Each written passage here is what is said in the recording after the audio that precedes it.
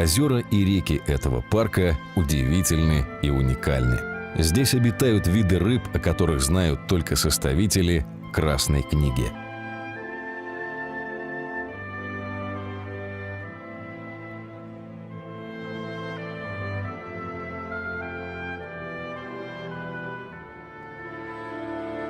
В Адлозерском национальном парке находится одно из крупнейших озер Северной Европы – Водлозеро.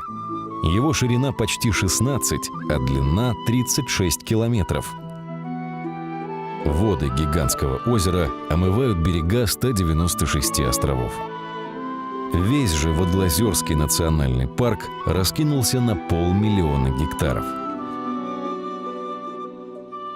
Прогуливаясь по его тропинкам, можно встретить деревья, которым уже почти 500 000 лет.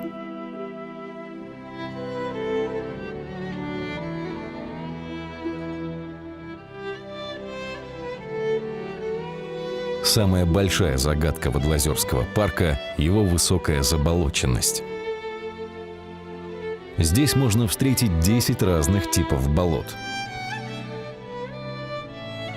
среди которых живут местные жители – этническая группа «Русские севера».